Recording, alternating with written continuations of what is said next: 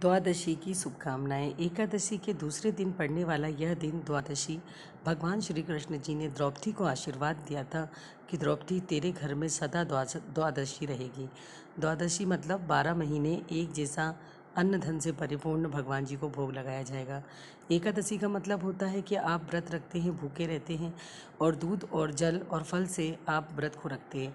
लेकिन द्वादशी का मतलब होता है कि आपके घर में खूब पकवान बने, आप खूब भगवान को भोग लगाएं और खुद भी खाएं। भगवान श्री कृष्ण जी ने द्रौपदी को ये आशीर्वाद दिया था। भगवान एक बार द्रौपदी की परीक्षा लेने के लिए द्रौपदी के घर पहुँचे और भगवान ने कहा, मुझे बहुत तेज़ भूख लगी है। द्रौपदी ने कहा, मेरे घर में कुछ भी नहीं है। भगवान ने कहा, जाकर देखो, रसोई में आपके कुछ ना कुछ है। और एक पटकी में एक दाना चावल का लगा हुआ था, जो द्रौपदी ने थाली में लाकर भगवान श्री कृष्ण जी को दिया और कहा कि भगवान, मेरे घर में तो कुछ भी नहीं है, बस ये एक अन्न का दाना है।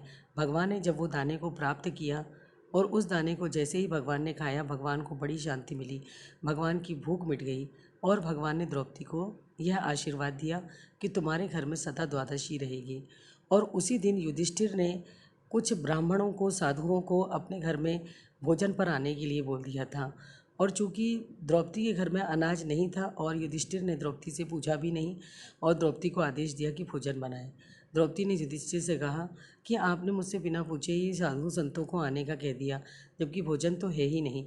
लेकिन जैसे ही भगवान ने एक दाना चावल का ग्रहण किया, वैसे ही द्रौपदी के भंडार भर गए और साधु संतों का अपने आप ही पेट भर गया।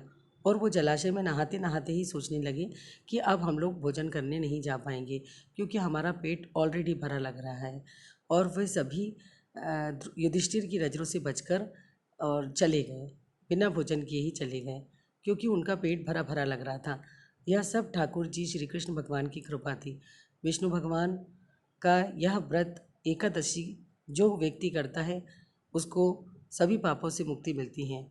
और जिसके घर में द्वादशी पर्व मनता है, उस पर भगवान जगन्नाथ जी और श्रीनाथ जी की कृपा होती है।